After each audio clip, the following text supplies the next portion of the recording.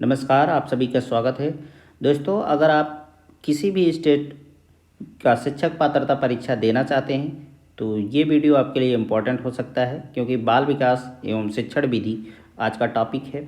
और चलिए पहला क्वेश्चन देखेंगे। किसने बहुविमात्मक प्रज्ञा का प्रत्यय दिया? गोलमैन, स्पीयरमैन, जॉन मेयर या फिर गार्डनर? तो दोस्तों, इसका सही आंसर है गार्डनर।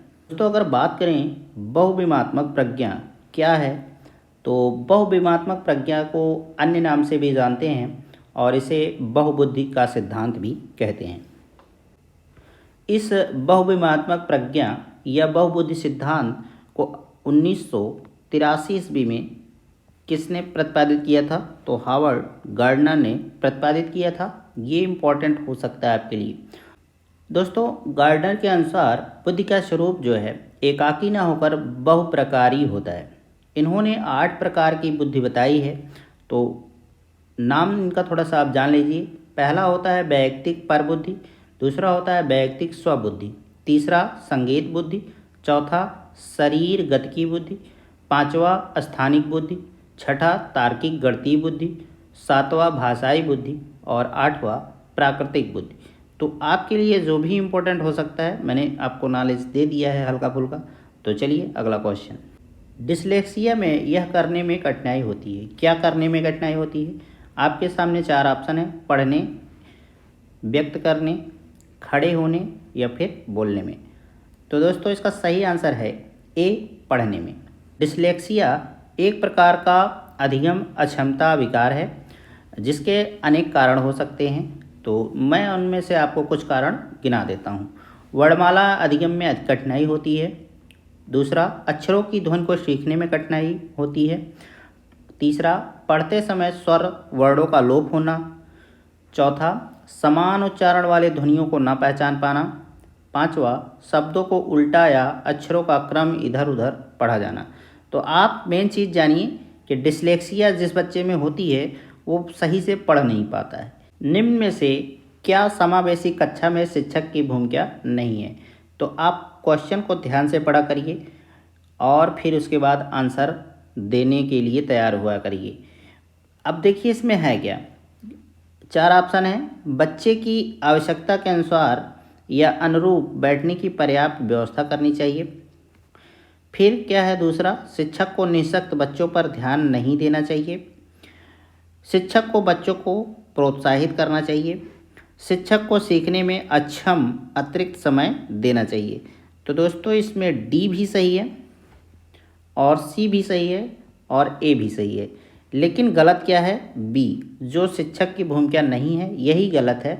क्योंकि शिक्षक को निःशक्त बच्चों पर ध्यान नहीं देना चाहिए, ऐसा बिल्कुल नहीं करना चाहिए, बल्कि उनको ध्यान देना चाहिए। अच्छा, अब कुछ नई बातों को जान लेते हैं कि शिक्षक के लिए क्या क्या ज़रूरी है। जैसे बच्चों की आवश्यकता के अनुसार या अनुरूप बैठने की पर्याप्त व्यवस्था करनी चाहिए। जैसे बच्चा छोटा है, बड़ा है, उसी क्रम में उसको ठीक से बैठाना चाहिए। शिक्षक को निःशक्त बच्चों पर विशेष ध्यान देना चाहिए, ये भी ज़रूरी है। बच्चों को प्रोत्साहित करना चाहिए। शिक्षक को सीखने में अक्षम बच्चों के अतिरिक्त समय देना चाहिए, ये भी करना चाहिए। और शिक्षक को बच्चों के वैयक्तिक भिन्नता को ध्यान में रखकर अधिगम परिस्थितियों का निर्माण करना चाहिए। तो ये सब चीज़ें इस शिक्षक के लिए आवश्यक होती है और इसका आप लोग ध्यान रखिएगा। कक्षा में छात्रों को प्रश्न पूछने के लिए क्या करना चाहिए? हतोत्साहित करना चाहिए, प्रेरित करना चाहिए, रोक देना चाहिए, अनुमति नहीं देना चाहिए। तो दोस्तों, इसमें से बहुत ही सरल क्वेश्चन है, आप आराम से बता सकते हैं कि पूछने के लिए क्या करना चाहिए। तो प्रेरित करना चाहिए, इसका सही आंसर है बी। और हतोत्साहित तो आप कर ही नहीं सकते, आपके चूँकि टीचर हैं, ये भी गलत है। रोक देना चाहिए, ये भी गलत है। बल्कि बच्चे जब उनसे प्रश्न पूछने के लिए आप कहेंगे तो ये बहुत अच्छा तरीका है। और जैसे अनुमति नहीं देंगे तो ये भी गलत तरीका है। ठीक है, तो यही ऑप्शन आपका सही होगा, प्रेरित करना चाहिए। ठीक है। बच्चे की वृद्धि मुख्यतः संबंधित है शारीरिक विकास से, सामाजिक विकास से, भावात्मक विकास से, नैतिक विकास से। आपको सही आंसर करना है और इसका सही आंसर है ए। ठीक है। अब थोड़ा सा इसके बारे में विस्तार से जान लेते हैं। बच्चे की वृद्धि जो है मुख्यतः शारीरिक विकास से संबंधित होती है, ये आप ध्यान रखिएगा। दूसरे शब्दों में अगर कहें तो कोशिकाओं की गुणात्मक वृद्धि अभिवृद्धि कहलाती है, अथवा व्यक्ति के स्वाभाविक विकास को वृद्धि कहा जाता है। मानव अभिवृद्धि की प्रकृति के अध्ययन से यह ज्ञात होता है कि बालक के शरीर और व्यवहार के प्रमुख आकार प्रकार में किस प्रकार परिवर्तन घटित होता है। गर्भाधान से लेकर शैशवावस्था, बाल्यावस्था, किशोरावस्था से होते हुए प्रौढ़ावस्था तक पहुंचने के दौरान व्यक्ति के विभिन्न अंगों के आकार, लंबाई तथा भार आदि में आने वाले परिवर्तनों को वृद्धि कहा जाता है। मानव विकास का प्रारंभ होता है, किससे होता है? गर्भावस्था से, पूर्व बाल्यावस्था से, उत्तर बाल्यावस्था से या फिर शैशवावस्था से। तो आपको ये बताना है कि किससे होता है। तो दोस्तों इसका सही आंसर है ए, गर्भावस्था से ही बच्चे का विकास जो है प्रारंभ हो जाता है। कभी भी कंफ्यूज मत होइएगा कि पैदा होने के बाद बच्चे का विकास होता है, ऐसा नहीं है। बच्चे का विकास जो होता है गर्भावस्था से शुरू हो जाता है। गर्भाधान के साथ ही विकास की प्रक्रिया आरंभ हो जाती है। जैसे कि मैंने आपको बताया, गर्भाधान मतलब जिस दिन से महिला गर्भवती होती है उसी दिन से बच्चे का विकास शुरू हो जाता है, तथा यह जन्म के उपरांत शैशवावस्था, बाल्यावस्था, किशोरावस्था, प्रौढ़ावस्था व जीवन पर्यंत निरंतर किसी न किसी रूप में चलती रहती है। तो ये भी जानिएगा कि प्रारंभ जो होता है बच्चे का विकास जो प्रारंभ होता है वो जब तक आदमी मर नहीं जाता है तब तक कुछ न कुछ विकास होता रहता है। वृद्धि और विकास की प्रक्रिया एक निश्चित क्रम में और निरंतर चलती रहती है। ये सब बातें एक एक की पॉइंट है, इनको आप ध्यान में रखिए, आपके क्वेश्चन कभी नहीं गलत होंगे। द कंडीशन ऑफ लर्निंग पुस्तक के लेखक कौन हैं? तो इसमें आपको बताना है E.L. थॉर्नडाइक हैं, B.F. स्किनर हैं, R.M. गेने हैं या फिर I.P. पावलोव हैं।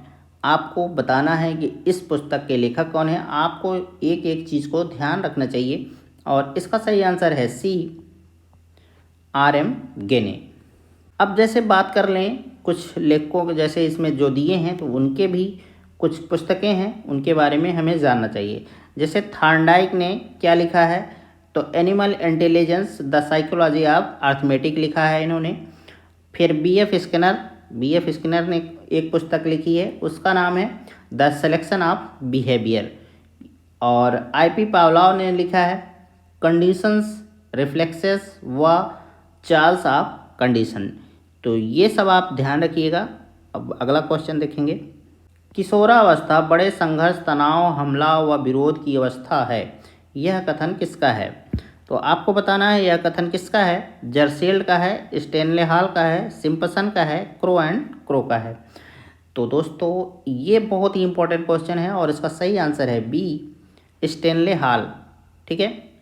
अच्छा, हम अब जर्सील्ड के एक कथन के बारे में बात करें तो इन्होंने क्या कहा है, किशोरावस्था वह समय है जिसमें विचारशील व्यक्ति बाल्यावस्था से परिपक्वता की ओर संक्रमण करता है। क्रो एंड क्रो के अनुसार अगर हम बात करें तो इनका एक कथन है, किशोर ही वर्तमान की शक्ति और भावी आशा को प्रस्तुत करता है। और अब सिम्पसन की बात करें तो इनकी एक कथन है, और ये 2-3 लोगों को मिलकर एक प्रकार से कथन है। ब्लेयर, जोन्स और सिम्पसन के अनुसार किशोरावस्था प्रत्येक व्यक्ति के जीवन में वह काल है जो बाल्यावस्था के अंत में आरंभ होता है और प्रौढ़ावस्था के आरंभ में समाप्त होता है। तो ये ध्यान रखिएगा। अगला क्वेश्चन चलते हैं। सूक्ष्म शिक्षण के भारतीय प्रतिमान में कुल कितना समय लगता है? 36 मिनट, 40 मिनट, 45 मिनट या फिर 30 मिनट? तो दोस्तों आप लोग ध्यान से पढ़िए क्वेश्चन को और इसका आंसर बताइए। तो इसका सही आंसर है ए, 36 मिनट। अब बात कर लें कि किस किस चीज़ में लगते हैं 36 मिनट। तो पहला, पाठ योजना निर्माण में 6 मिनट लगता है, शिक्षण में 6 मिनट, प्रतिपुष्ट या पोषण में 6 मिनट, पुनः पाठ योजना निर्माण में 6 मिनट, पुनः शिक्षण में 6 मिनट और फिर पुनः प्रतिपुष्ट में 6 मिनट। ये आपके 6-6 मिनट मिला के पूरे 36 मिनट हो जाते हैं। सीखने का पठार सीखने की प्रक्रिया के मुख्य अभिलक्षण हैं जो उस स्थिति को प्रकट करते हैं जिसमें सीखने की प्रक्रिया में कोई उन्नति नहीं होती है। यह कथन किसका है? तो आपको बताना है ये कथन किसका है। गेट्सवार्नी का है, हॉलिंगवर्थ का है, या फिर रॉस का है या फिर स्किनर है। तो दोस्तों इसका सही आंसर आप लोग आसानी से पा सकते हैं और इसका सही आंसर है सी, रॉस। ठीक है। और अगर हम बात करें गेट्स के बारे में कि गेट्स का क्या कथन है, तो सीखने में वक्र को इस प्रकार परिभाषित किया है, सीखने के वक्र अभ्यास द्वारा सीखने की मात्रा, गति और उन्नत की सीमा का ग्राफ का प्रदर्शन करते हैं। यदि शिक्षक कक्षा में एक छात्र को समस्यात्मक बालक के रूप में पाता है तो दोस्तों बताना है कि उसे क्या करना चाहिए। ये इम्पोर्टेंट क्वेश्चन है। बच्चे को दंड देना चाहिए, बच्चे को नज़रअंदाज कर देना चाहिए, बच्चे को परामर्श देना चाहिए या फिर तत्काल घर वापस भेज देना चाहिए। तो भाई ये भी गलत है, तत्काल घर वापस भेजना नहीं चाहिए। बच्चे को इग्नोर करना चाहिए, ये तो बहुत गलत है। बच्चे को दंड देना चाहिए, ये महा गलत है। यही सिर्फ सही है सी, बच्चे को परामर्श देना चाहिए। अब हम लोग ये जान लेते हैं कि समस्यात्मक बालक होते कौन हैं। जिनके व्यवहार तथा व्यक्तित्व इस सीमा तक असामान्य हो जाते हैं जो घर व विद्यालय तथा समाज में समस्याओं को जनक बन जाते हैं। वे वातावरण के साथ अपने आप को समायोजित नहीं कर पाते हैं। समस्यात्मक बच्चे कई प्रकार के हो सकते हैं, जैसे चोरी करने वाले बच्चे, विद्यालय से भाग जाने वाले बच्चे। ऐसे बालकों के लिए शिक्षक द्वारा क्या करना चाहिए, तो बच्चे को परामर्श देना चाहिए और बच्चे को अच्छे कार्य के लिए प्रोत्साहन तथा पुरस्कार दिया जाना चाहिए और मधुर तथा सहयोगात्मक व्यवहार किया जाना चाहिए उनके साथ। तो ये बहुत ही इम्पोर्टेंट है। जो बदमाश बच्चे होते हैं उनके लिए बहुत ही नरम व्यवस्था रखनी चाहिए। अगर आप भी उनके साथ बहुत सख्ती से आ जाएंगे तो शायद वो विद्यालय छोड़ ही देंगे। पाठ्य से आगामी क्रियाएं मुख्यतः संबंधित हैं। तो किससे संबंधित हैं? शैक्षिक संस्थानों के विकास से, छात्रों के सर्वांगीण विकास से, छात्रों के वृत्तिक विकास से, छात्रों के मानसिक विकास से। तो आपको इसका आंसर चुनना है और इसका सही आंसर है बी, छात्रों के सर्वांगीण विकास से।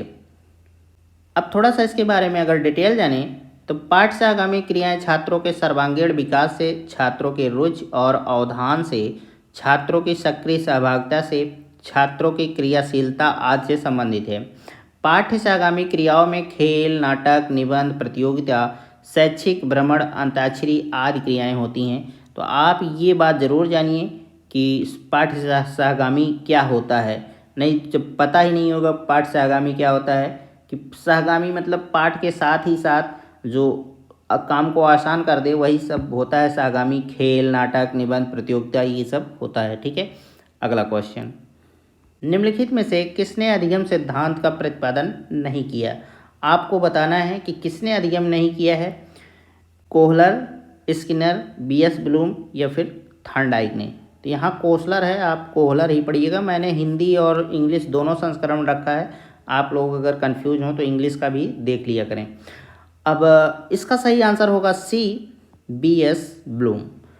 बीएस ब्लूम और उनके सहयोगी सन 1956 में, ठीक है, 1956 में शिक्षण अधिगम के उद्देश्यों का वर्गीकरण प्रस्तुत किया था, जबकि कोहलर, मैक्स वर्थीमर, कोर्ट कोफ्वा तथा कोर्ट लेविन ने मिलकर अंतर्दृष्टि अधिगम सिद्धांत का प्रतिपादन किया था।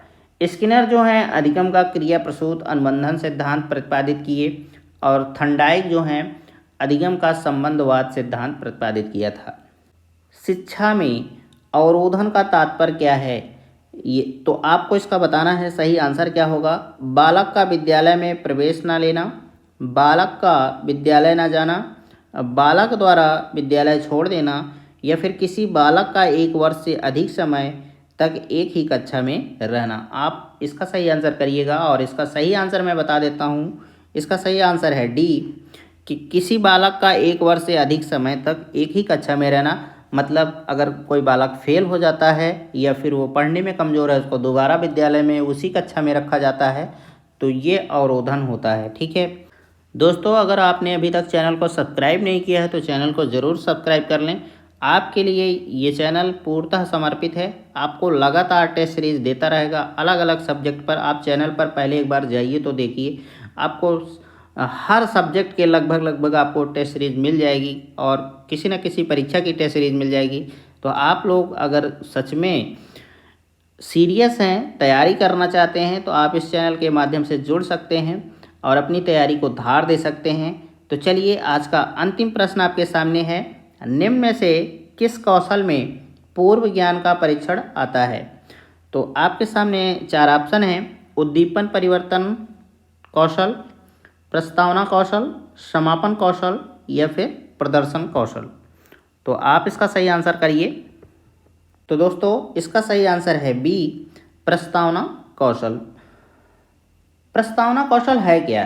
तो इसके बारे में जान लेते हैं कि प्रस्तावना कौशल में पूर्व ज्ञान का परीक्षण किया जाता है। आप इसको ध्यान में रखिएगा।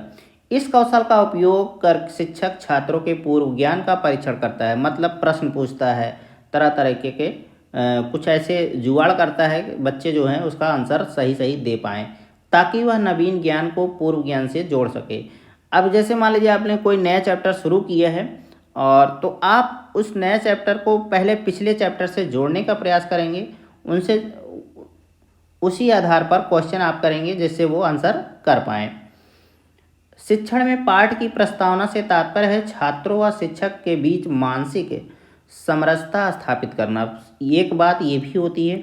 अच्छा, कुछ घटक भी होते हैं प्रस्तावना कौशल के, तो वो भी जान लेते हैं कि क्या क्या है। पूर्व ज्ञान से संबंध रखना, आदंत ज्ञान से तुलना, प्रेरणा हेतु उपयुक्त वियुक्ति व शैक्षिक साधनों का चयन करना, प्रश्नों में तारतम्यता बना रहना और उद्दीपन प्रभाव। तो दोस्तों इस तरीके से आज का टेस्ट सीरीज समाप्त होता है। आपको कैसा लगा इसके बारे में ज़रूर बताइएगा, और अगर आपने चैनल को सब्सक्राइब नहीं किया है तो ज़रूर कर लें, क्योंकि मेहनत लगती है हर चीज़ करने में। आपके लिए अगर निःशुल्क ये सब चीज़ें मिल रही है, यही सब चीज़ें आप 2000-3000 रुपये देकर पढ़ते हैं पूरा। हाँ, उनका कहना होता है कि ये डेडिकेटेड वीडियो है आप लोगों के लिए, लेकिन ऐसा कुछ है नहीं। जो पैसे लेके पढ़ाते हैं और जो फ्री पढ़ा रहे हैं, कोई विशेष अंतर नहीं है। तो चलिए आज के लिए बस इतना ही। नमस्कार, जय हिंद।